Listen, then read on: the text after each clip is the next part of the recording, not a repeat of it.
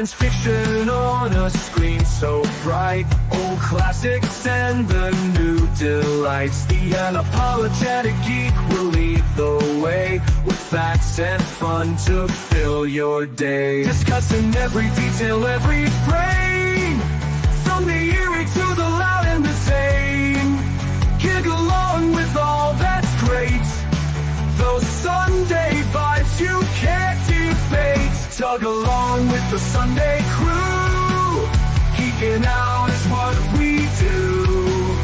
Giggle on, it's gonna be great. Don't be late, let's celebrate.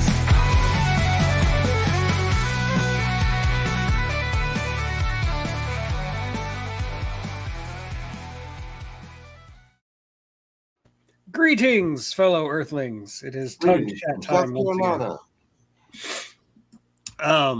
We're going to continue talking about movie memories because I really enjoyed that last week, and we're going to keep it kind of loose. I am running off of data on my phone instead of internet, so I'm probably going to cut this off between an hour and a half. We'll see how long I can go until my data starts screaming at me. But anyway, hello, and let me go ahead and introduce my panel. Today we have Dan is back this week. He's got more memories to share, I'm sure. We've got Damien below me. Hey. And of course, we have Chance, the nostalgic pod blast. I don't have a script, so I have no idea what I'm doing.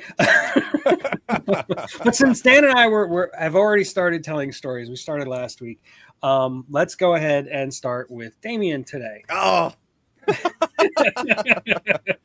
So it's just any old story about like seeing a movie or something like that. Yeah, just any kind of story from your life that involves movies in some ways, like going to a movie, watching a movie at home, just anything. It could, yeah. Okay. So I've relayed this story before. I don't know when it was. It may have been another one of these Sunday chats. But I went and saw, when I was a teenager, I went and saw Independence Day in theater on opening night. And that was probably one of the most amazing experiences in a movie theater on opening night I've ever had. I mean, just the entire, I mean, it was packed. There was no open seats. It was every seat in the theater was full. And, you know, just seeing it for the first time on the big screen in like full, I guess it was Dolby Digital at the time, you know, full Dolby Digital surround, and, you know, just hearing the audience reaction, during like funny scenes or cool scenes or whatever. Just, I mean, the whole place, it was like, you know, it was just way different than seeing something you would normally see in theater. Because I mean, people would stand up and start cheering. For a movie like that, like a crowd pleasing movie like that, that's awesome. I love that. That was, that kind of it was a great time. I'll never forget it. Yes, you know, the part where like Will Smith punches the alien in the face. Welcome to Earth. Everybody just broke down. I was just like, it's a sea of laughter. And another part when the president, what was the name of the actor again? Played the Bill president? Pullman. Yeah, Bill Pullman. Yeah, when he gave his speech, you know, today is our Independence Day. You know, everybody, like, people literally stood up and cheered. You know, it was like, it was just like, we're gonna get them aliens. Yeah, it was great. Oh man, I'll never forget it. I did forget to say hi to the people in the chat, so let me do that real quick. I wanted to say hi to Vim Vanderstraten. What up, Vim? And yeah, the publicity for Independence Day was crazy. Mm-hmm. Like, it was the first time I can remember a movie being advertised a year before it came out. Like, just the teaser with the White House being blown up was it. That was everything. Mm-hmm. It was just like Independence Day next year. Yeah. What does this mean? Like... You know? And yeah, Indy, channel member, Indy Spoats. Yeah, he's saying the same thing I just said. We are on Sarah's TV. We're all famous. Hey, Sarah. I finally made it. Yeah. Although if you caught me last night, you know that I'm also a professional journalist now. So. Got a press pass and everything. I do. Jess Carowin, hello. Jess Carowin. Nathaniel Bowden, hello. Let's see who else is here. Just Carowin. I don't know if I said hi to you yet. Hi. Do. And of course, Chance is also here. Okay. There's two of them. Oh my God. Rod Sterling feel free because I usually smoke. It's totally fine to smoke on my channel. You can do that. That doesn't bother me. Every time I smoke like this, I kind of feel real Rod Sterling channeling you. Oh yeah. Rod Sterling, yeah. Tap my inner millennial and Doing the vapes. My son is such a teetotaling, straight-laced person. He like tells on people in school who are vaping in the bathrooms because the smoke alarm might go off. Yeah. It's so weird. I don't know how he came from his parents, because me and my wife, we were not that. He has a future in law enforcement. We were smoking. it's gonna be Hey, a Michael. one day. Yeah, Michael DiCasimo is also here. Hello, Michael. Hey, Mike. Again. So yeah, Chattanooga. Wednesday. I saw it opening weekend. I remember my brother actually saw it before I did, because he saw it like Friday night and I didn't see it till Saturday or something like that. And I remember him telling me all about how great Will Smith was. And at this his career, he was just the Fresh Prince, Yeah. And I'm like, what are you talking about? How can Will Smith be a movie actor? That doesn't make any sense. But no, it was so crowd pleasing and so awesome. I love Independence Day as a spectacle movie. I have to turn my brain off though, because my analytical brain will go crazy with it. Well, now, Independence Day was Will Smith's first movie? I think it was his first mainstream movie. I think the first movie he was in, I don't know, I'd have to look it up. It was around the same time he did 6 Degrees of Separation, which is what he got the Academy Award for. And then Men in Black, of course. And Men in Black after that. Yeah. Yes, you'll be able to answer that question right off the rip without even looking. Yeah, I'm not sure when Will Smith. He probably had minor roles in something else, but Independence Day was his big one. I wasn't a big Will Smith fan in the beginning up until Independence Day. I was just thinking that he had done something before that I didn't like. He might have. My memory is very hazy back then. Yeah. All I knew him from was Fresh Prince. So, same here. Yeah, at that point in time. And I wasn't a fan of that show too much. Well, one thing I thought was unrealistic, though, was when he punched the alien and said, "Welcome." And the way he said Earth, he goes, "Welcome to Earth." You wouldn't recoil when you saw that creature. I mean, it was a great moment in the cinema, but in reality, would that happen? I seriously doubt. In reality, he probably would have screamed and ran away. Yeah, anybody would. That's what I mean when I have to turn my brain off when I watch that movie, because if I start nitpicking it, I won't stop, and it'll ruin the whole experience for me. You just got to go with it and enjoy it. It's a Roland Emmerich flick, they're all the same. Right. I had seen Will Smith in Bad Boys before I had seen Independence Oh, he was Day. in Bad Boys. Oh, that was it. Yeah. Bad Boys. I told you there was something big he did before that. I just couldn't remember. Him and Martin Lawrence, right? Martin Lawrence, right. I didn't see those movies until later. Everybody talks about Will Smith and Jeff Goldblum and Independence Day, but to me, the best performance in Independence Day was the guy from Taxi, Judd Hirsch or something. Oh yeah, Judd Hirsch. He was fantastic. Goldblum's dad. To me, I guess because I'm a big Taxi guy and I love Taxi, but I think his performance was the best one in the whole movie. Really, honestly, no, he was a lot of fun. Yeah. I think he's in the sequel, but I only saw it once, and I didn't really like it that much. I just love the fact they had Brent Spinner in it. Oh yeah, Brent Spiner. Yeah, Spiner, yeah. Wonder how he pronounced it. He probably had Data performance. He played such a great, crazy person. Yeah, crazy scientist who'd been underground for his whole life, basically. Exactly. Yeah. he looked sequestered.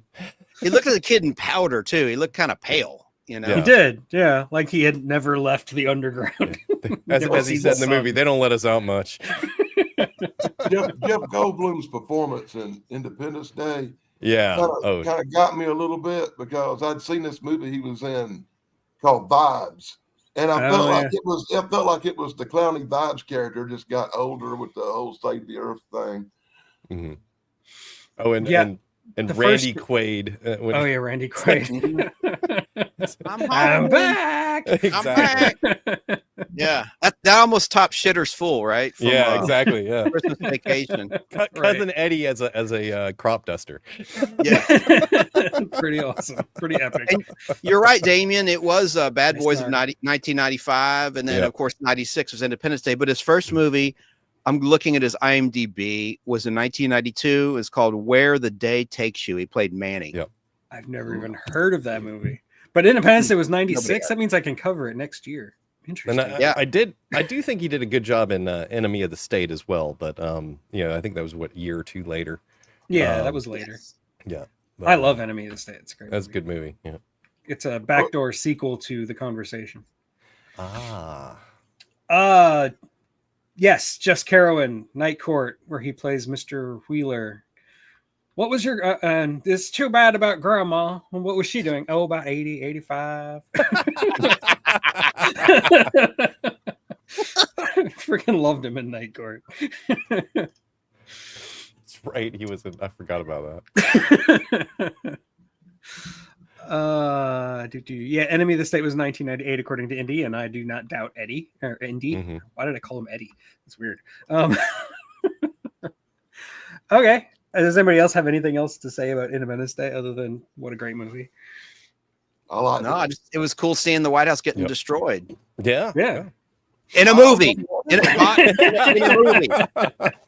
Let me be clear, in a movie. Okay. It's just it's part of our American spirit. We love to see governments toppled. I want to say hey to Snark and Sash. He's in chat. Hey, Yeah, Snark. hi Snarky. Hey, And Joe Gutfeld's watching on my Facebook Live platform. Says Randy Quaid played a drunk in that movie. Yes, we're just Yes, he talking did. about that. he might be a drunk, but that there drunk doesn't save the planet. He did. Yep. He did save. He saved. Hey, Frodo. boys, I'm back. Question for the panel though: which did you like better, Independence Day or Mars Attacks? Ooh, They're kind of that's similar, but yet rough. kind of different. Mars Attacks in some ways is like making fun of Independence Day, but like Yeah. lightly, like having fun with it. Yeah. Right. I don't know. That's hard to say. I'm gonna have to stick with Independence Day, but yeah. If I had the choice to watch either one of them right now, I'd probably watch Mars Attacks because Same. Yeah. Same. Because Mars Attacks is a lot funnier. It is a lot more fun. I might choose Mars Attacks to watch, but I still think Independence Day is the better movie. Yeah, that might be the right answer. Yeah. But I just want to see Remington steal his head on a dog again. They got that from Invasion of the Body Snatchers, 1978 remake. Yep. I was Where about you to mention saw that a earlier tramp. when we were talking about Goldblum. Yeah. Yeah, there was a tramp, like a hobo with his dog, and he got taken over by the pod people, and it went awry or something. Yeah, something it went wrong. awry because Yep. Sutherland, Donald Sutherland kicked the pod, so Right. it came out weird. Yeah. Mhm. Can't believe I couldn't remember Donald Sutherland's name. Birth Jeez. defects. Birth defects. Alien birth defects. Somebody That's sprayed a some whole DDT other on it or show, something, you know. And yes, And what it's an unofficial remake of War of the Worlds, which Yep. the big key is the virus at the end. It's a computer virus instead of a human made or regular old War of Earth the virus. Worlds, man. Whatever happened to Bill Pullman anyway? I mean, he just Bill invested Pullman? wisely. Yeah, you don't see him Uh, much anymore. Okay. Yeah, in fact, I don't think I've seen him since the sequel. He might be in hospice. Oh, I hope not. He's kind of old now, right? Or is that Yeah, just let me me? look him up. Yeah, Yeah, I don't think. I mean, probably- he's gray for sure. And when I say that, I'm always surprised to find out I'm usually older than them. Yeah, right. He's been Yeah, in you a look him up. number of movies. He's got a beard now. since. Yeah, he does have a big gray beard now. He's 71 was, years of age. He was in the Ballad of Lefty Brown, that movie that I said everybody. needed Oh, to right, see the one when you we were told me to doing the watch. I still Westerns, haven't yeah. watched. See, Yeah. when you turn 70, you might slow down a little bit. Yeah, his last credit was 2020. In the high note, he played Max. Unless you're William Shatner. Yeah, that's true. Look at his TV. Oh, in TV, he did stuff in 2023 though. A Mhm. show called This Fool, and anyway, The Burrows to be announced. So he's doing something now, The Burrows, which is filming right now. So he's still And around. Cool, Mhm. having a comeback. Just Carowin, no, Mars Attacks is not Jack Black's first feature role. Jack Black's first feature role was The Neverending Story 3, Escape from Fantasia. And I like him in The Cable Guy as Matthew Broderick's buddy. Jack Black getting blown away and the Jackal was my favorite scene. He was an interesting character in Mars Attacks, though. The the gung ho military kid or whatever, son of the family there. Oh yeah. And I never saw Goosebumps with Jack Black.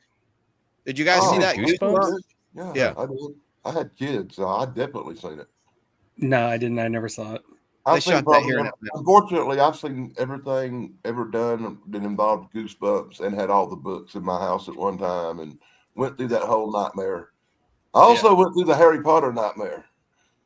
Yeah. Oh yeah. Why do you say nightmare at some point? Why do you say nightmare in reference to Harry Potter? Because if you have any children in that age range that like that stuff a lot, you will constantly see, hear, or have to do something involving Harry Potter. And God help you if that chick that writes them books ever comes to your neighborhood. You're going to be standing in a line for 22 hours just to talk to that chick for 2 minutes. Yeah, I don't have that problem with my kid. I have that problem with my wife. There's only been 2 times I've had to stand in line to meet somebody and get their autograph and all that stuff, and I didn't want to do it either time. And that was to meet that chick that did Anne Rice, the chick that did Interview with the Vampire. Oh, I met Anne Rice. Yeah, the author. Yeah. I met her. And that Harry Potter author. Oh God. J.K. Rowling. J.K. Rowling. 1 second, Jim. I can get a drink. I'll be right back. No problem. If you stand in line to meet these people, man, you will, and you can't get out the line and go to the bathroom either, man. Somebody will be taking your spot.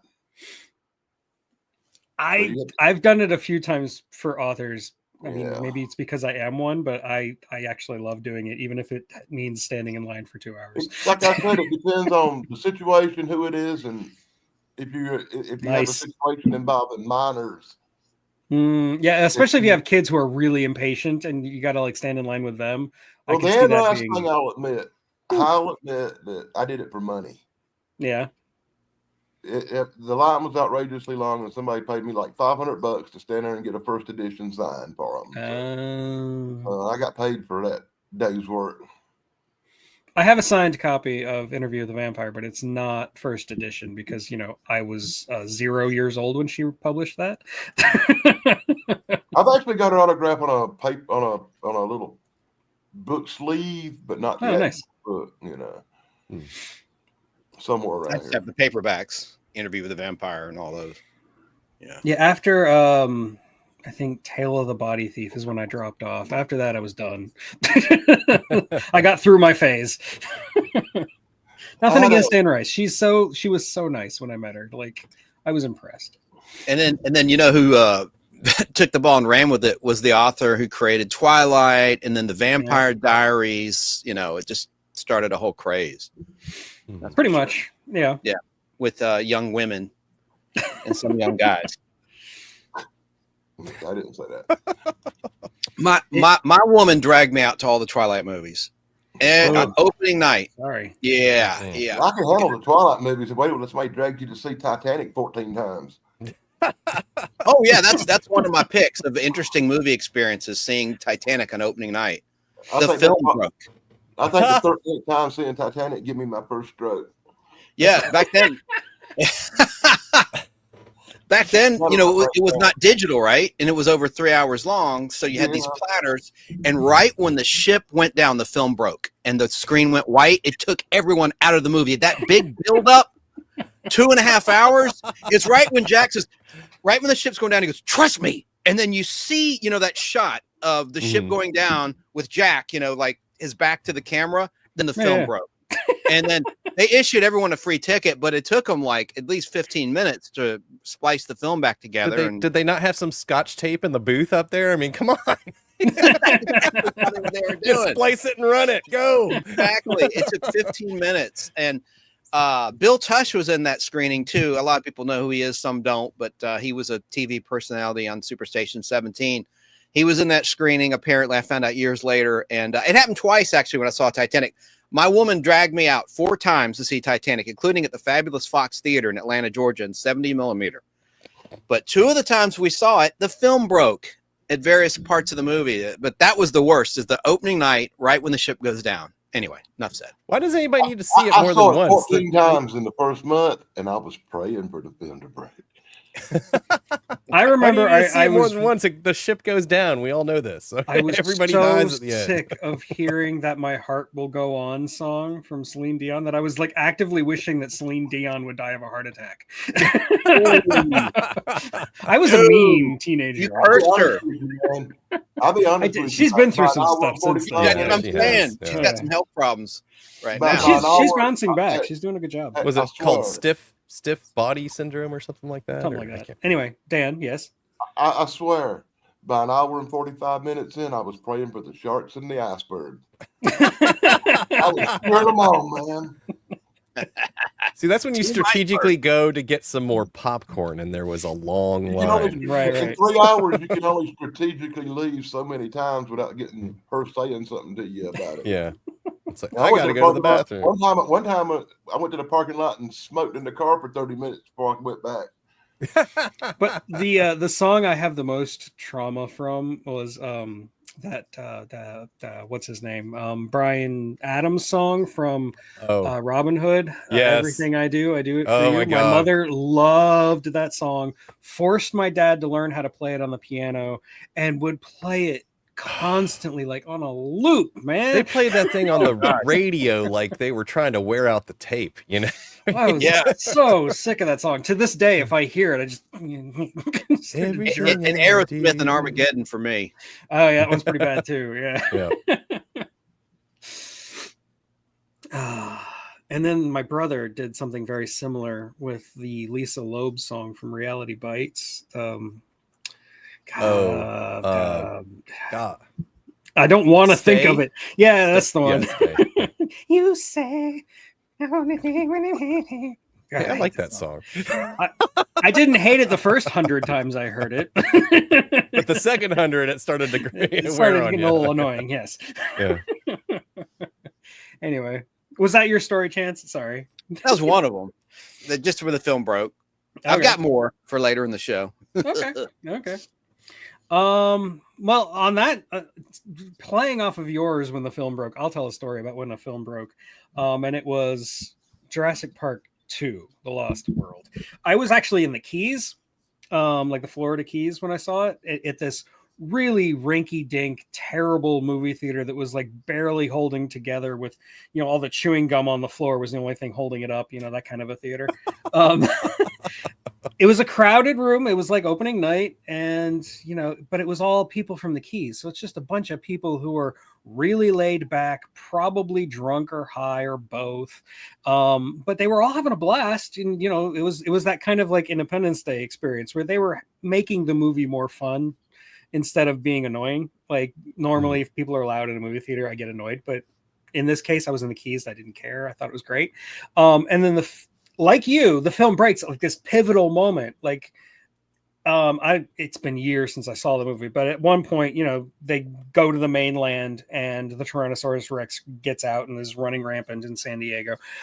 It was the moment they crashed, the boat crashed onto the shore, and you see the thing open up. So you see that the Tyrannosaurus is about to come out, and then the film broke. And I remember the guy next to me going, "Man, that's Steven Spielberg. He's a genius, getting us to come back again to see how it ends." And like the whole audience was like having this conversation about the movie, waiting for the movie to be fixed. And there was just some like poor teenage guy in the back trying to like tape the film back together or something. I don't know what he was doing, but Bubble gum and duct tape back there. so it was the best movie theater I'd ever been to. But when you're in the Keys, everything's like that, and you just have to go with it because it's fun if you do. That's why I love the Keys. And yeah, the Jurassic Park 2 is not that great, but No. it's not the worst No. Jurassic Park sequel. True. It's definitely not that great, though. Yeah. Yes, Slasher Fred. I did know that. The Michael Crichton novel is different. But like, I was always very confused because if you read the novel of the original Jurassic Park, the character that Jeff Goldblum plays, I can't remember his name, he dies in the book. He's dead. And then in the sequel, he's the main character and doesn't explain how that happened. He just glosses over it. He's just expecting you to be going off of the movie story, not the book. He and Malcolm. He and Malcolm both died. Yep. Yeah. I think he was like eaten by the compies or something. I don't even remember. Wow, you found a book I never read. Yeah, really. Yeah, I loved that book as a kid. I was a big dinosaur kid. The Jurassic Park the book was way better than the. Well, I wouldn't say way better. It was better than the movie. I cheat. I say I read a book, but I didn't really read it. I listened to the audio version of it while I was doing something. Hey, that's sort of reading. Sometimes I don't. That's fine. You still have to use your imagination to think about what's to visualize what's going on. So it's still sort of reading. Well, one of my favorite things to do is take an audio book and have it playing in the background while I'm sorting comic books or doing something like that. I will say, I think if I'm just going by the story, I would say the book is better. But I think the way it was adapted was the best way to do it. And I think it's a really good movie. It's definitely the best Jurassic Park movie by a mile. Yeah.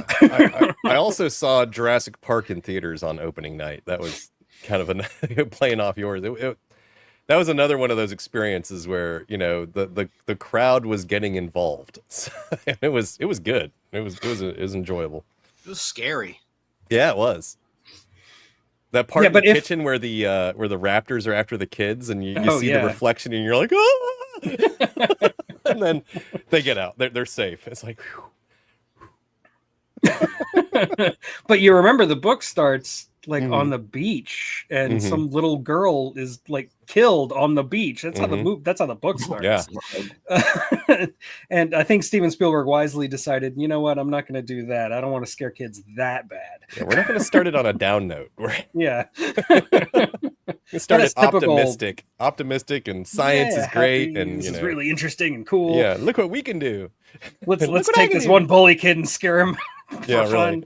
It just cracks me up seeing Newman from Seinfeld. Yeah, really. Yeah. Being the heavy Newman again. That could be the best piece of work he's ever done in films, by the way. Mm-hmm. Yeah, that's what I'm talking about, Slasher Fred. Yeah. They kind of adapted that in the sequel, but it's not nearly as like gross or grisly as it is in the book. Like in the book, it's the start of like this little murder mystery. Like they're trying to figure out what killed this little baby girl, and like, yeah. Anyway. People are talking about King Kong and the Lost World and stuff. And if you want to know more about that stuff, I have videos on both of those on my channel. Neither one of them is a Universal picture, so we're good. Go to his channel. Yes. Watch. Watch them all. Like and subscribe. Yes. Thank you. Like and subscribe, of course. Yes. Okay, so that was my story. It was really just a retelling of your story, just setting the keys. Anyway, Dan, it is now your turn. All righty. I've seen a lot of movies in theaters. I really have. I've basically been going to the theater since I was 9 and 10 years old. By myself sometimes at 9 and 10 because of the little theater that was close to my house, which I'll tell that little bit of a story there in a minute. But the one movie that sticks out in my mind, and you'll trip on this, because of all the movies I've ever seen in the theater, I've only seen the audience stand up after the movie was over, hoop, holler, and clap like they had just had the time of their life. And it always stuck out in my mind. Wow, what a response for a movie. During the movie, they would stand up and cheer and holler and clap. And I guess it was a redneck audience. But what movie would you guess had that effect on people? 70s. Okay, we're talking the 70s. Looking at Bandit, maybe? Star Wars. Wow. I would think Star Wars, but is it a comedy or sci-fi?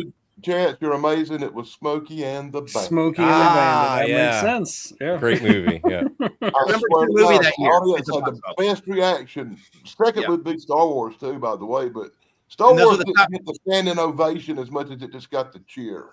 Those are the top 2 movies of '77 too. Star Wars being number 1, Smokey and the Bandit being number 2 at the box office. Mm-hmm. But That Annie doesn't surprise me. Annie Hall got the Oscar for Best Picture that year. And I swear to God, I've seen both the movies so many times in the theaters that you would not believe it. My mom was a Burt Reynolds freak, a Smokey and the Bandit lover, and she wouldn't like to go to the theater by herself, so she'd drag the kids. And I wound up going to see Smokey and the Bandit 20 times with her. And to pay her back, we made her take us to see Star Wars 20 times. Oh wow! So it kind of worked out, but I thought like, Jackie Gleason did them a were the great two job on movies that. of the 70s that actually had great memory power for the ending of it. But I never will forget everybody standing up and clapping like they saw the opera or something. I was like, what the hell? That's They something probably I wanna never saw before and never seen since. They probably want to go have a Coors beer after that too. The worst ending I ever saw was Titanic, when everybody in the theater looked like they were going to cry and was walking out mourning. Oh man, in terms There of was like, enough ending- room on the Ending for door. a theater. There was enough I room on hate the door. Titanic. It was the quietest ending. It was the quietest ending No. for a movie I ever saw. The lights Look- come up, everybody was like, "Oh, no, for me that was Not the Schindler's Walking Dead List. up in there, buddy." Yeah. When I saw Schindler's List and the credits rolled, nobody Yeah. moved. Like we waited until the credits were over and the lights came on, and people were still just sitting there, just Yeah. quietly. Speaking of field trips from our last discussion Yeah. with my flocks, we went on a field trip to see Schindler's List in, I want to say 8th grade, or was it 7th grade? I can't remember. Anyway, to see it in theater. Talk about like an intense movie for a 7th or 8th grader to be watching. You know what I'm saying? Like, Yeah. That's hardcore. yeah, And then that was it ended on a crazy. good note with the Coming to America Neil Diamond song or something. But that's depressing as hell because it's of course real, real tragic Yeah. history. And the last like 10 minutes are just like, it's like documentary footage of Steven Spielberg going to the graves with some of the Holocaust survivors who like knew Schindler. And it's, I actually seen Schindler's List. I sat through it one time in my life. I never want to see that movie again. Yeah. Ever. Yeah. It's a great movie. I don't want to watch it right now. No. I don't ever want to watch it again. I don't like movies that make me feel bad. I like movies that make me feel good, or at least when the people dying in the movies deserve it, like horrible teenagers. Well, yeah, the Friday the 13th movies. Yeah, I'll watch those. I never have seen a Halloween movie or Friday the 13th that made me feel bad after it was over, because it's fiction and because we know that it's just a movie. But stuff based on real events that really happened to people have more of an effect on me. I don't know. I felt pretty bad when Jason went to when Jason Goes to Hell was over, but that's just because that movie is so bad. Like, Jason is some kind of like worm demon thing. What? And that movie confused me real bad too. What is that? But they made up for it with Jason X, where Jason goes to space and kills a woman with liquid nitrogen. Well, that made up for it a lot, right? Anyway, I don't. Whose turn is it? I'm a terrible host. Oh, is it my turn? I think so. Was that Man, what was I was thinking? There's oh, I know. So, yeah, Contact. So once upon a time when I was in college, there may have been some chemicals involved. story of my life? So yeah, I can see that wormhole sequence being. I watched Contact. And, oh boy! Oh wow! Oh boy! That wormhole scene. I can imagine. Woohoo! Let's just, yeah. I was on the couch, holding on with both hands like this, with my feet up in the air towards the screen, because I was worried that, like, if I didn't put my feet first, like when you go down a water slide, that I'd hit something or something. I was just like, oh my god. That was memorable. That is like seared into my memory for the rest of my life. And still to this day, if I watch that scene, it's like flashbacks. I'm just like, I got a top tier comment here on that. Yeah, I was laughing at that one. yeah. Yeah, it's a Contact high, all right. Oh, was a good one. I But love. that's a good movie overall. That's a great movie. Jodie Foster, Yeah, she did an amazing job in that movie. Yeah. I had read the book ahead of time, and when they said they were going to make a movie, I was really concerned because the book, like half the book is like Cold War spy stuff. Like there's none of that in the movie, obviously, because the Cold War was over by the time they made the movie. So that's what I was concerned about. Like, how are they going to do this? But man, that is one of the best movie adaptations of a book I've ever seen. It is very, very. It's as close to the book as it can be, while like excising an entire major subplot, and while being relevant to the current and time. being relevant to the current time and updating it, and all the science was still very good. You had Jake Busey as a crazy dude. Gotta love that. Yeah, he did. But no, that is one of my favorite movies. And I remember watching a lot of the behind the scenes like documentary footage on the movie, like how it was made and stuff. And I remember being blown away by how much in that movie isn't real, like how much is CG. Even to this day, there's a lot more than you think. Like just even reflections on the floor, like little stuff like that are all CG. Like they did so much touching up in that movie, and it was very impressive and still impressive to this day. Like today, if people do that with CG, it looks like CG. You can tell. Like people have gotten really sloppy about that sort of thing. But Robert Zemeckis, the director, he was very, very concerned about making it photorealistic. And he's the same guy who did Forrest Gump, where he's like inserting Tom Hanks into all this documentary footage and trying to make it as real as possible. So I was really impressed with all that stuff. Yeah. But and that's early CG too. I really, mean, well, like early for like trying to make it actual photorealistic, at least, you know. Yeah. And they did an amazing job in that. 31 years ago. Can you believe it? Yeah. Lieutenant Dan. Oh yeah, John. Yeah, when I was a kid, I would talk about that book all the time. It was like a religious text for me, which is ironic considering what the book and movie are about. Yeah, I also read the book before the movie, but and again, I 100% agree with you that I think that that's one of the best adaptations that I've ever hands seen. down. So yeah,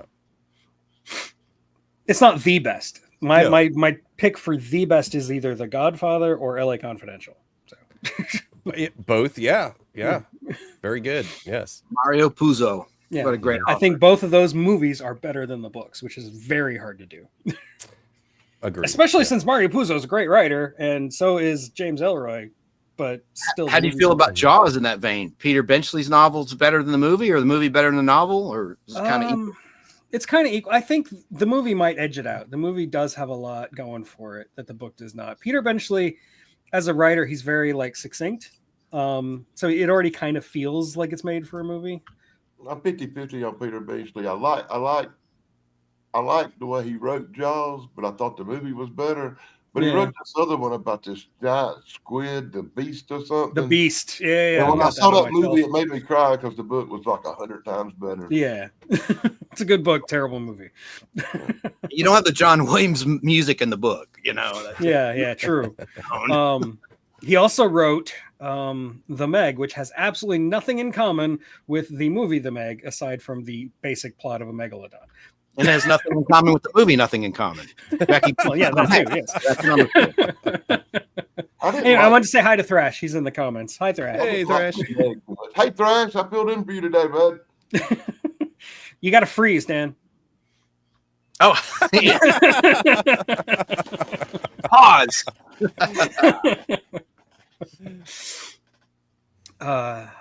And yeah, I caught your Behemoth stream on replay. Very good job. I wish I had caught it live. Hey, I think I did catch that live. I was busy. I had something else going on. I don't remember what it was. Anyway, whose turn is it now? It would be Chance. Okay, Chance. Go. I have a couple going back to the 1970s. I had a birthday party at the movie theater, and it was a total disaster because the movie was garbage. And it's a movie that starred, of all people, pre-Knight Rider, David Hasselhoff, and Caroline Munro. It was a ripoff of Star Wars called Star Crash. That's a classic. What are you talking about? Yeah.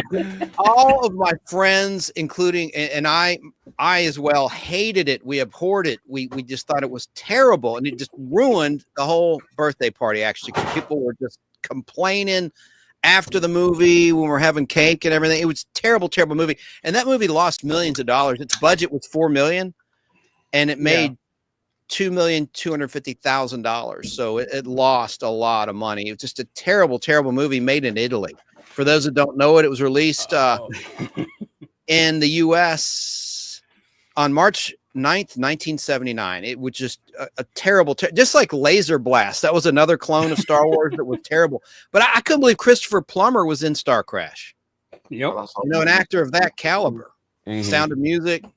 Anyway, he's one of my favorite Klingons too, by the way, in Star Trek VI, The Undiscovered Country. I loved his character. Yeah, he was in Shakespeare, right? He was reading Earth plays. It's kind of a cool character. No, they were from the original Klingon. Well, from the original. That's right. Shakespeare's best when read in the original Klingon. And I loved his death scene too. To be or not to be. I only remember Star Crash because that was the week that the ticket prices went from $275 to $375, and I could get less popcorn on account of it. Now, when it comes to really crappy like Star Wars ripoffs, Star Crash doesn't hold a candle to Far Beyond the Stars. That is by far the best of the worst. Yeah, Far Beyond the Stars, Battle Beyond the Stars, Battle Beyond the Stars. With John Boy Walton. Yeah, that's the one. Richard Thomas. Yeah, I'll hold my story. And the booby spaceship. Top 10 can't stand list. I've got a story about a movie called Under the Rainbow. I'll save for the next round. Oh, that's right. We're going to talk about Under the Rainbow, which is based on the filming of The Wizard of Oz. It's a Warner Brothers movie. Chevy Chase, Carrie Fisher, Billy Barty. I'll save it for next round. But real quick, one other movie going weird, awkward moment was seeing Moonraker with my parents because of the scene at the end where they're making love in space. Oh yeah. And I was like maybe 7 or 8, but I knew what was going on, and I was completely embarrassed watching that with my parents. And thank God it was the final shot and the end credits rolled and get the hell out of there. But anyway. I thought that was about 7 or 8 when my parents took me to see The Exorcist. I always thanked them for that. That's intense, man. Yeah. That beats out even my Alien at 9 story. Yes, John Saxon was the bad guy. I forgot about that. Yeah.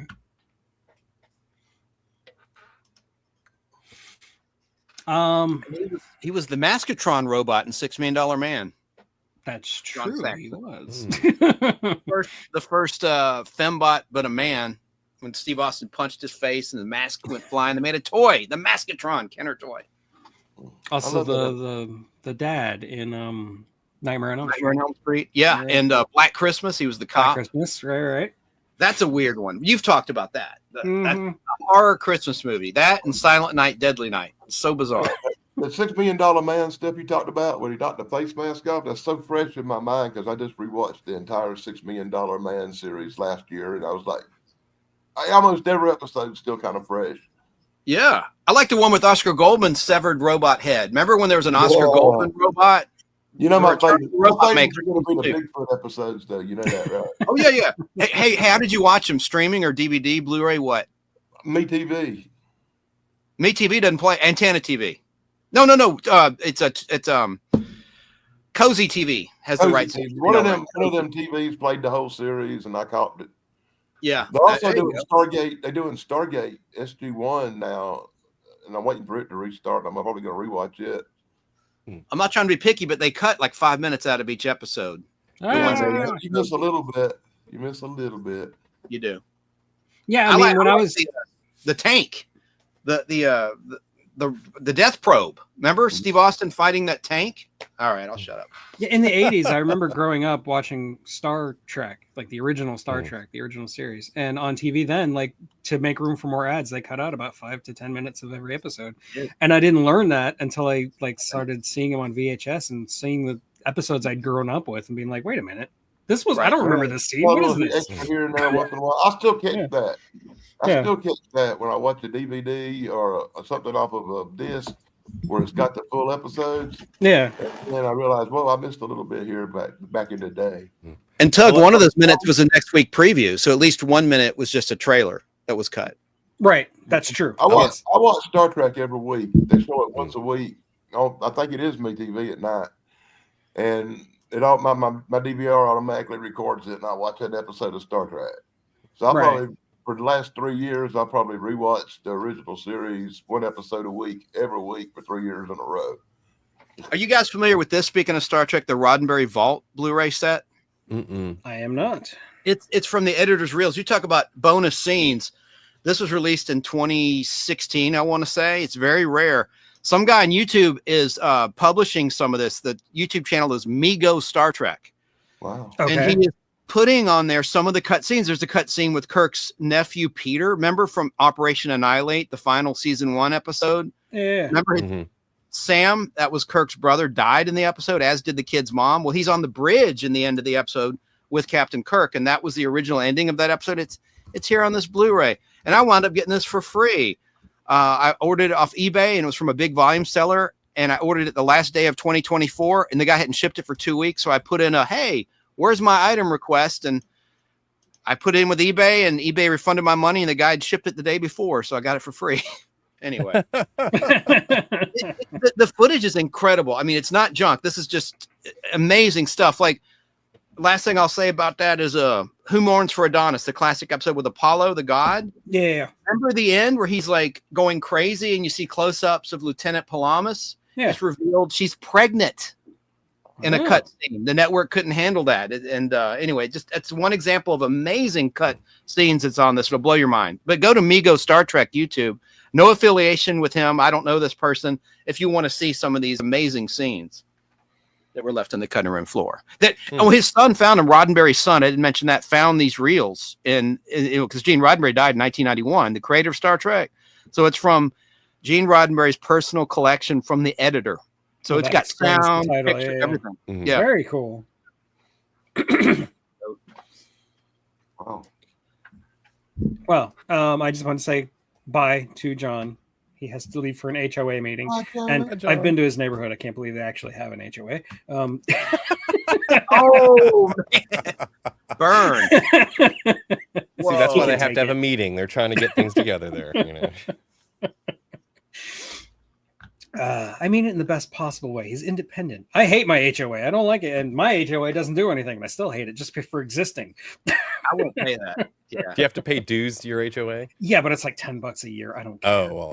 Oh, They just maintain the landscaping around the sign at the beginning of the Basically, subdivision. that's all they do. Yeah. Like I remember when we first moved here, my wife actually called who runs the HOA, who's like right across the street from us. Mhm. And she was asking like what are the HOA rules? What do we have to abide by? And Right. all she got was like half an hour of gossip about our neighbors.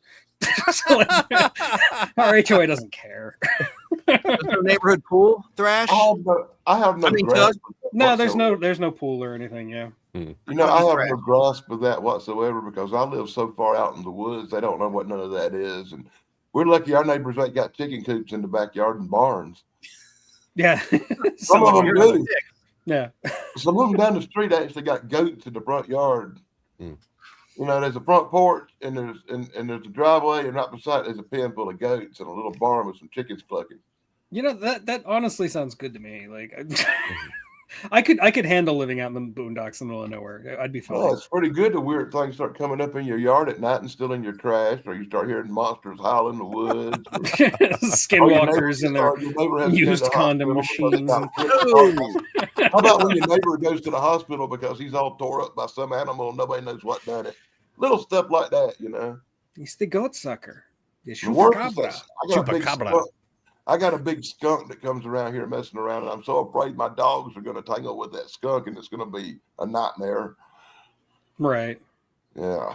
So living in the A country, very, ain't no very fun. stinky nightmare. Yes. Yeah. It wouldn't be the first time stuff like that's happened either. So I know all the creatures that prowl my yard. I couldn't believe how many skunks lived in my dormitory in college. I mean, man, that smell was everywhere. Yeah. and I'm trying to figure out what kind of creature prowls in my area. You know, believe it or not, I found footprints like 18 inches long. And I kind of think this is the way a bear walks, where a bear steps and then re-steps. And I've always thought there's a big Just bear looking around. Get you one of these, put it on a But- tree. You know, that's Nobody all you watches need. a video about a big bear looking around, so we're gonna call it Bigfoot until I figure out what it is. Right. Get you a trail cam, put it on a tree, check it once a week. Yeah, You'll I mean, see some weird stuff. into them, they're very expensive. And in the neighborhood I live in, I'm not real sure I'd want a very expensive trail cam nailed to a tree. Oh, no, they're not. Get Well, on they can Amazon. They're see like $20, $30. They're not that Really? expensive. Yeah, you can get them real cheap. Just you know, they're not going to be able to do a whole lot other than take Yeah, pictures. well, But the you real know, cheap ones, you get a blurry picture of something that you can say is Bigfoot, but well, is it really? I've seen the Blog cheap squatch. trail cam browsers. well, you start with the cheap one so that you can see what's there, and then if you're curious about what it really is, then you go and get the expensive one. But once But- again, let me point out, I do a YouTube channel, and if I do a really good job at actually figure out what it is, it's kind of the end of that channel, right? Yeah. True. It's So you funny. get the blurry image one, so you can post blurry images. What is this? Does anybody I know think what that this is? anyway. You should see some of my latest videos. I got blurry images. I got blurry images and pareidolia you would not believe. Pareidolia. Nice SAT. And giant birds. I actually got some big birds, look like a condor. Or, I nicknamed it Q, like in that movie. But Yeah. Dan, you see that comment from Indy to you about your hat? That's He my put it on the official- screen. And then did you see the that's my comment? official Bigfoot hunting hat, buddy. Yeah, that one too. Indy. That look at this comment on the screen, Dan. Yeah, I think it's That more like movie's that. disgusting, right? I You ever don't know seen? about that movie, but not too far from here is where they filmed some parts of Deliverance. Feel like a pig. Yeah. Squeal, boy! Squeal! Oh, man. Yeah, Ned Beatty won't even talk about that movie at all. Would you? You look a little like a pig. Well, if I ever meet Ned Beatty, I'm going to bring it up too.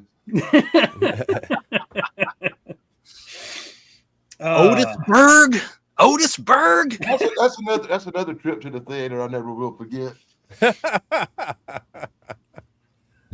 Man, I don't even remember what happened, Deliverance. I don't know.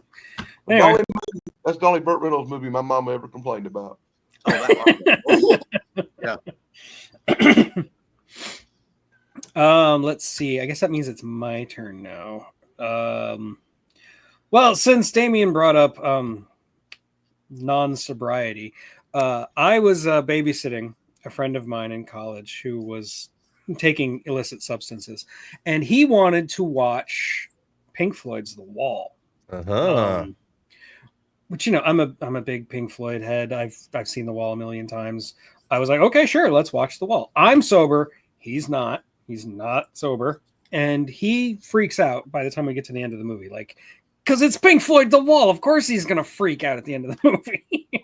So in order to make him feel better, what I wound up doing is it was a VCR VHS.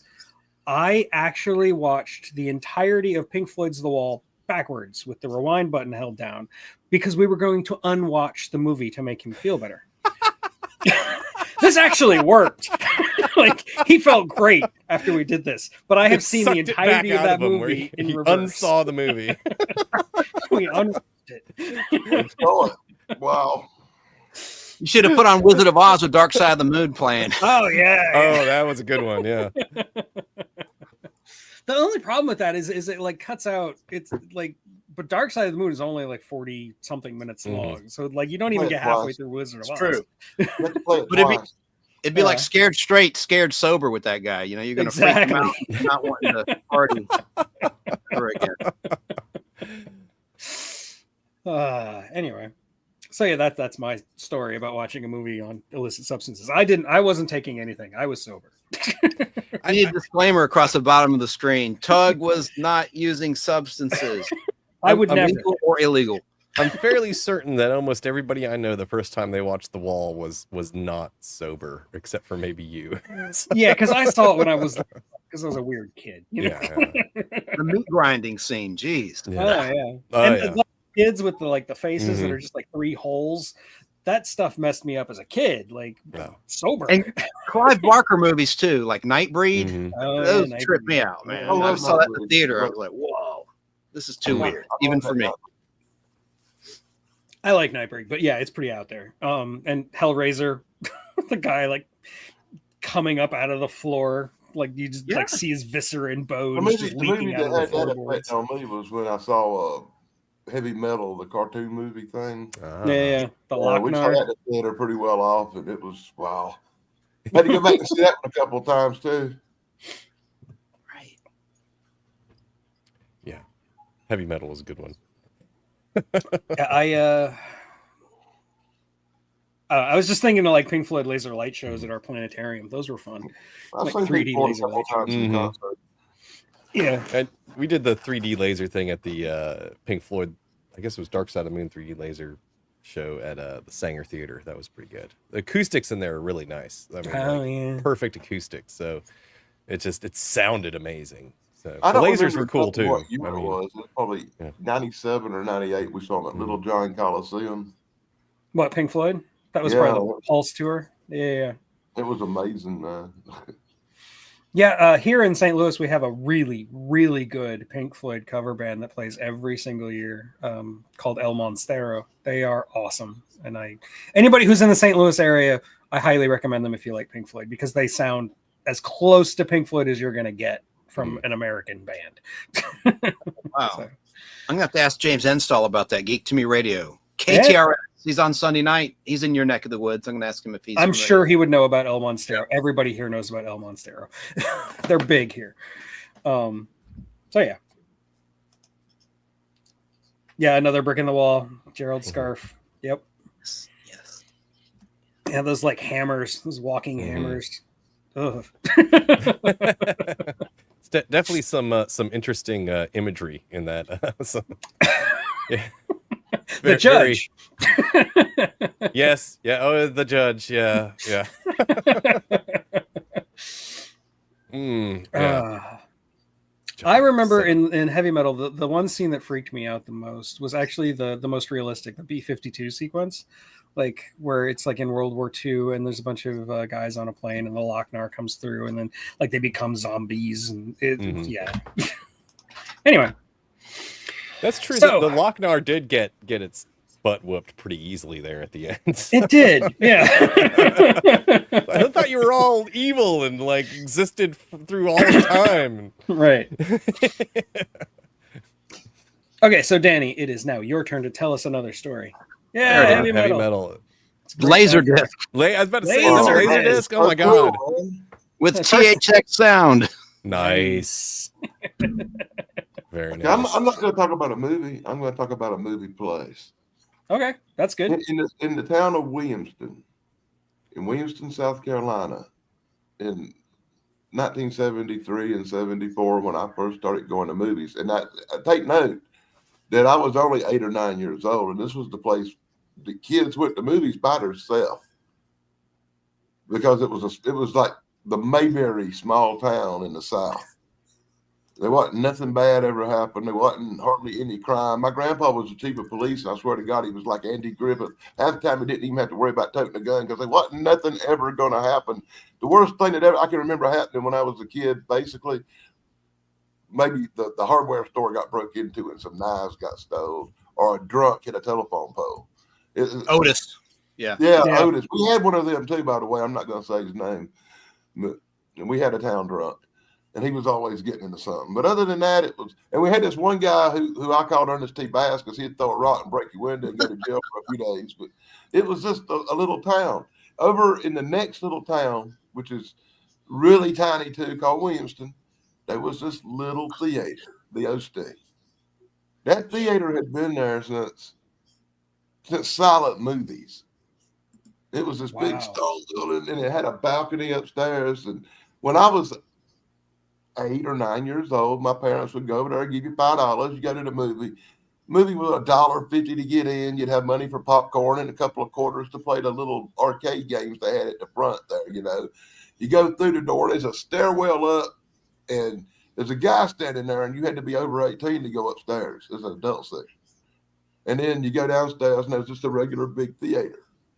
And we'd go in there and we'd watch all kind of movies. And I've talked about The Thing with Two Heads, or any movie that had come out, we went in there and watched for like $1.50. And I remember very clearly when I was a kid being dropped off there so many times and going down, and my brothers and me would go watch the latest movies that come out. Hundreds and hundreds of movies I watched in that little theater. Yeah.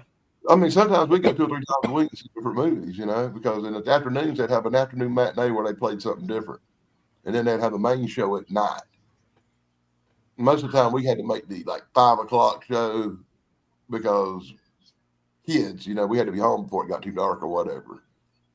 And we actually walked to the theater and back and go catch movies and play video games. I like going to the arcade and playing the video games more than I like going to the movies sometime because they had good movie video games like Defender and Pac-Man and stuff that you just didn't see too many other places around where I lived. So it was worth that $1.50 to get in to play some games for 25 cents a piece, you know? Yeah, I remember doing that. I was a video game guy.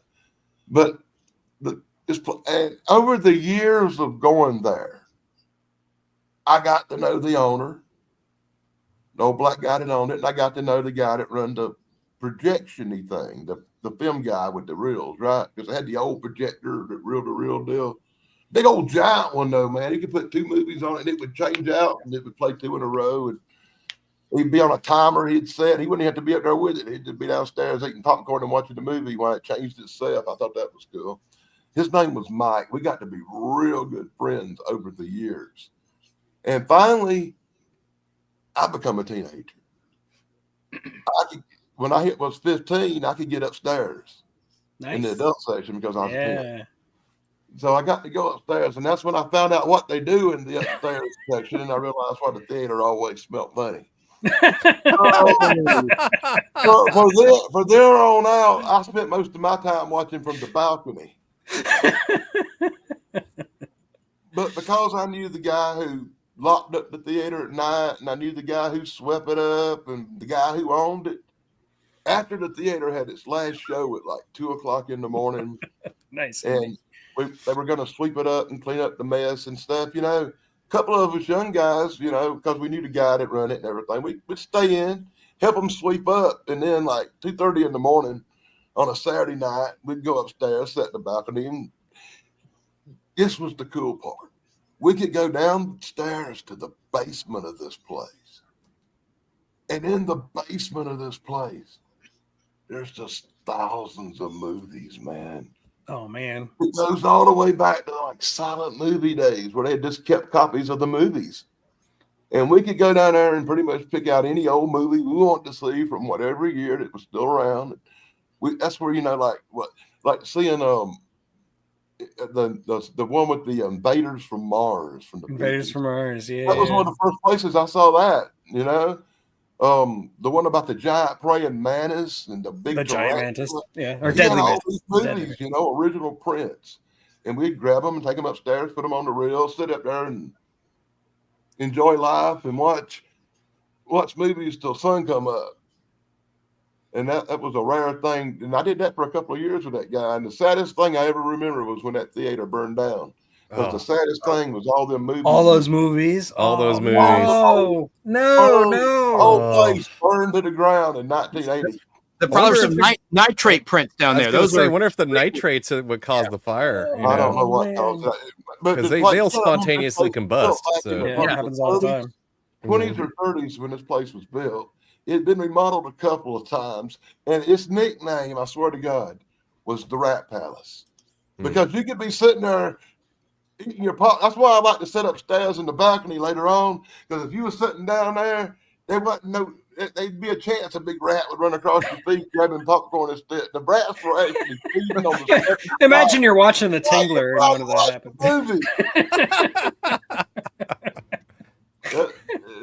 But I just remember that nickname, the Rat Palace. Mama, my mom would say, "Where are you going today, Dad?" I said, "I'm going to Rat Palace, watch a movie." I was so jealous at first. That was such a great, wholesome story, and then like it burned down. I'm just like, and then it burned tragic. No, I always thought some partiers were in there late at night and probably had an accident and set the place on fire. But yeah, it could have been any number of things. Who knows? It really was a bummer when that place burned down because I had really really great plans of liberating all them movies one day in life. They were the escaped rats from Nim. Yeah. They set something on fire. When did it burn down? What year? You remember? 79 or 80. 79 or 80.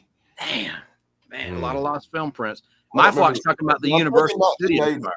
I'm thinking 1980. Okay.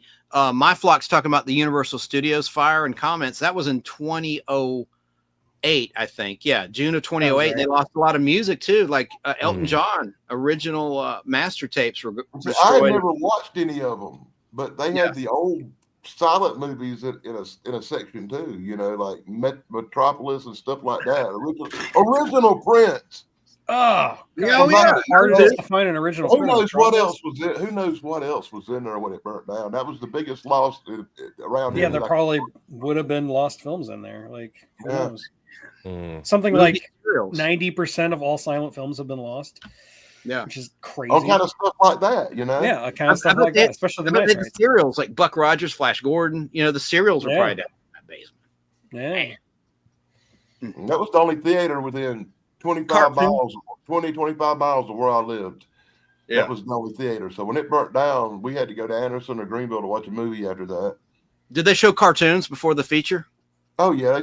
They showed a lot of stuff in there. I bet there were a lot of cartoons too, man. Yeah. Yeah, Indy's talking about when Nick Park's warehouse burned down. He almost quit. He almost said, I'm done. I'm not going to make any more movies or TV or specials or do any claymation. I'll just find something else to do with my life. But thankfully, he thought better of it and just started over. Which is great because Wallace and Gromit is wonderful. It's right. Wallace and Gromit. Right. Okay. That was a great story, Dan. That was awesome. Yeah, I really liked that one. All right, so Damien, now you have to follow up on that. Oh man, what to? I mean, there's so many different memories of movies seen over the years. It's like what stands out the most, though. I would have to say it's probably watching Star Wars, like all three of them with my cousins, and my sister, my two male cousins. One was Darren, who's like 9 years older than me or something like that. He was a teenager when I was a kid, but we actually watched them in my house on a projector with the one little speaker in the side of the projector, on a sheet that was hanging on the wall, kind of thing, when I was a kid, and just being able to just watching that movie that way, you know, it just brings back memories. My cousin he's a really funny guy. He should have been like a stand-up comedian or something. We must have watched the whole part where during Return of the Jedi where I'm sorry, Empire Strikes Back where Vader and Luke fight in the whole what was that, the carbonite chamber and whatnot. He'd play it forward and then he would play it backwards, because you can watch a film in reverse, like full fidelity, you know, without the sound on, and he would like make up voices and talk about it and stuff. It was just it's like, let's fight. Oh no, never mind, we're not going to fight. Blah, blah, blah, blah, blah, blah. It was just remembering that whole. It was just hilarious. We had a great old time eating popcorn and candy, and we took our allowances to the store across, a block down across the street. Just got high off of sugar. Yeah, and just bought like, gummy worms and gummy snakes and potato chips and everything else that you can think of that, and rotted our teeth and that entire night. Oh, it was a great time. I'll never forget that kind of thing. So other side chance. There you go. Yeah. Nice. TB69. Yeah, that's a great story, Damien. No, that is a good story. That's a lot of fun. I remember when I was growing up, when John, who was in the chat earlier, when I grew up with him, whenever anybody would fast forward a movie or anything, he would always go,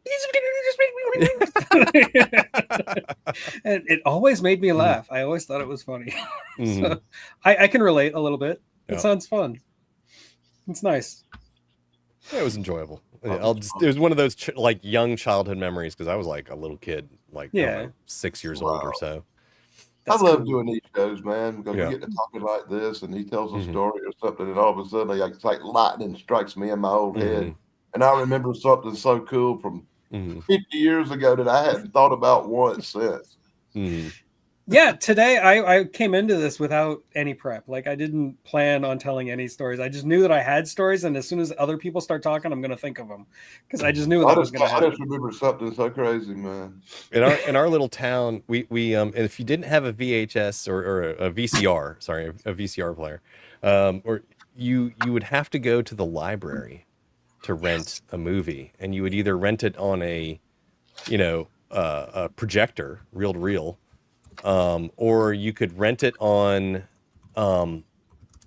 was Laserdisc out at that time? I want to say it was the We didn't even have that. Yes. You couldn't rent no well, movie. you could rent a Laserdisc player and the Laserdisc, or you could rent. There was that other movie format that was like analog, but it was like I can't remember the name of it. It was only out for a few years. It was analog, but it was on disc. It wasn't Laserdisc. It was oh, crap. I can't remember the name of it. I watched a whole thing about it too not long ago on YouTube. But there was anyway. There was a couple different formats you could rent from the library. That's where you'd have to go and get that stuff because our little town didn't have, a whole lot of infrastructure for that kind of thing. So Yeah, my Disco oldest Rama or no? huh? Was it Disco Rama, Damien? No, similar to Laserdisc. Okay, that might have been it, but I don't know. Maybe. But yeah, when my oldest brother moved out and got an apartment, one of the first things he bought was a Laserdisc player. So and that was like brand new, crazy new technology at that point. Like the idea of special features on a movie was brand new. And so I remember just cycling through frame by frame all the special features on Alien. Criterion. You had Criterion. It was the RCA video disc. It was a capacitance video electronic disc. Right. Yeah, video disc. I do vaguely remember those. CEDs. That's what it was. There you go. Yeah, that does sound familiar. And with Laserdisc, you could make a VHS copy perfectly from the Laserdisc. Yep, Mhm. I did. Yeah. I had a few. Yeah. Yep. Because I couldn't stay at my brother's apartment all the time just to watch movies. So what he would do is he would record some on VHS and give me the VHSs, and I'd keep those. And if I wanted to see all the crazy special features, like the text-based special features, I would have to go to his apartment and just hang out, which was fine. I guess our family was really lucky. We got VCRs in like 1978. Whoa! I didn't even know. Nice. I actually remember my dad and my dad won one, and my stepdad he won one in a raffle at the office where he works, and we got that in 1978, and it was a big one of these big ones you could sit and record the 6 TV shows, and would do all the different modes. It would even record EP mode back in 78. You could do 6 hours on a tape, and that meant a lot when tapes were expensive. Yeah, totally. 2 hours. Yeah, we didn't get a VCR until I was like. The tape was $20 a piece, I think we got a VCR in 1986 or something like that. It was. That's pretty late. That's pretty late. Yeah. Yeah. We didn't have a whole lot of money when I was a little kid, so. My family pretended we were rich. I didn't find out until much later that we weren't. So weird. It was like one day I was living in a world, and it was so hillbilly hick with 3 channels, and I felt like I was in the back of society. And then 2 days later, we got a VCR, and cable come through the neighborhood. And we finally got cable TV, and everything changed in one day because we could record shows and watch 14, 20 channels. And I found out about TBS and could watch wrestling from Georgia and all that good stuff. It was just a life-changing experience, buddy. Yeah, my wife also grew up in rural South Carolina, and she always talks about how it's basically 10 years in the past at all times. Country, we were 20 years in the past. Yeah. My cousins lived in a much larger town than we did, and they had not only cable, but they had the cable box that got all of the extra channels, like the pay channels. And my cousin and I, not the older one, but the one that was my age, learned the hard way that you don't play the unlabeled VHS tapes that are stacked in the back. Yeah, we had an education at an early age about what was recorded off of the off of the paid channels that Cinemax After Dark. Yeah, exactly. Do you remember how the scrambled channels, the paid Yeah, the channels, scrambled you channels, have totally. it Yeah. all wavy, Yeah. and you try to piece You together. could kind of what's sort going of hear what was going on. on. You could hear it. Really, really works that imagination, though. It's like, ooh, you get up very real good for close your to brain. the TV and you're like, ooh, I saw a nipple. I saw a nipple. That was definitely a nipple, but I'm pretty sure it was a woman's nipple too. No. We were amazed. We got cable for the first time. There wasn't no channels doing that. We paid for the full package. We had everything. We had Nice. Cinemax, Showtime, HBO, and the movie channel. Which Yeah. I love the movie channels and stuff. And then the one that really hurt the one that made my dad mad was this pay-per-view. You push the button and for $3.50 you could watch the latest movie. For $19.99 you could watch the pay-per-view wrestling. Boy, you should have saw that when he cracked that first cable bill, boy. And he exploded, boy. I was about to say, man, those pay-per-view wrestling things were movies we could expensive. buy and stuff like that, you know. Who's been watching all these movies? First movie I saw on cable was Somewhere in Time on HBO. Janad nice. Schwartz, whatever his name is. Who just passed away. Joe Schwartz. Yeah. There you go. I never get it right. I spent a lot of time learning how to pronounce that. I was watching live when MTV first went on the air that day. And Video they played killed that the radio Video star. Killed the Radio Star, and I didn't realize just how accurate that statement was when it started. Dan, what predated that though? There was something you could get on pay cable that predated MTV. It was the same thing, a bunch of music videos. Remember that show? It was HBO Video Jukebox. I used to watch it all the time. It was, and then of course they put a little pieces of that on TBS at night, but you could watch it all day. And then after MTV hit, you had knockoffs like Friday Night Videos on NBC. Remember that? Mm-hmm. Well, actually, there was this thing. I don't know if you remember it or not, but it was really a long time ago. It's called Night Flights. Yeah, I remember. And Night Flights would come on. It predated MTV, and they would show like that was the first place I saw some really old rock videos and stuff. I remember when we'd get those, like we didn't pay for HBO or Cinemax or any of that, but you know, they would have those free weekends every once in a while. And what we would do is we would set up the VCR and just record every single movie that's playing over the free weekend. And to this day, I can still remember the very first VHS tape that we owned. The very first movie we recorded was the Pirate movie, which is, I love the Pirate movie. It's just Pirates of Penzance in the 80s, and it's great. Mm-hmm. And one of the first movies I recorded was a pirate movie, but it had Michael Caine in it. Oh, that's a modern pirate movie. No, this was the Pirate movie. It's called The Pirate Movie. Nobody ever seems to know this movie except me. I know it. It's a classic. Yeah. But it had the disclaimer though. Free preview. Every once in a while they'd flash. Oh yeah, and they would flash that on the screen. You learn to ignore it after a while. Yeah. Right. And we also, that same tape, because it was because we would record an EP, so you get the 6 hours. That same tape had Return to Oz on it. And that movie messed me up as a kid. That's a fever dream of a movie. What about The Wiz? Oh yeah, that one. Oh yeah, The Wiz. Yeah. Well, speaking of which, that actually segues perfectly into your story about Under the Rainbow. All right. Well, I'll tell you. I went with my friend Jason Chandler. We're 10 years old to see Under the Rainbow in like July of 1981.